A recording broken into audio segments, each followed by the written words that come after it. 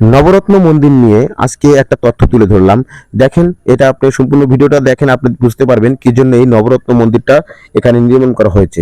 1704 থেকে 1728 সালের মধ্যে নবরত্ন মন্দির মুসলিম শাসক মুর্শিদ কুলি খানের অর্থায়নে এই মন্দিরটি নির্মাণ করেন তার তফসিলদার রামনাথ বাদুড়ি। রামনাথ বাদুড়ি ছিলেন একজন জমিদার, কিন্তু এই একজন মুসলিম শাসক হয়েও তিনি এই রামনাথ বাদুড়িকে একটা মন্দির নির্মাণ করার জন্য অর্থ প্রদান করেন, যেন তার রাজ্যে তার নবাবী এরিয়ায় সাম্প্রদায়িকতার একটা যে বেড়াজাল আছে এটা যেন না থাকে। তিনি সুন্দর একটি দৃষ্টান্ত স্থাপন করেন।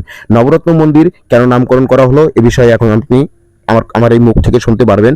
দেখেন, নবরত্ন মন্দির এর নামকরণ করা হয়েছে, আপনি যখন উত্তর দক্ষিণ পূর্ব পশ্চিম এই প্রথম তলাতে যে দিক দিয়ে আপনি ঢুকতে যাবেন, এখানে কিন্তু আপনি 5টা দরজা দেখতে পারবেন।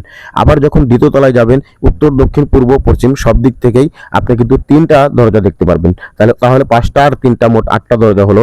এবং সর্বশেষ তৃতীয় তলায় যখন আপনি উত্তর দক্ষিণ পূর্ব পশ্চিম যে দিক দিয়ে ঢুকবেন, আপনি একটা একটা করে দরজা দেখতে পারবেন, মানে চতুর্দিক থেকেই। এজন্যই এই 9টা দরজা 3টা তলাতে এই সিস্টেমটা করা আছে। এজন্যই মোট 9টা দরজা মিলে এখানে নামকরণ করা হয় মন্দিরটার নবরত্ন মন্দির। এই নবরত্ন মন্দিরটা আসলে আমাদের সিরাজগঞ্জের উল্লাপাড়ার উপজেলার আপনার হাটিকুমরুল, হ্যাঁ মানে হাটিকুমরুলের ভিতরে এটা কিন্তু অবস্থিত।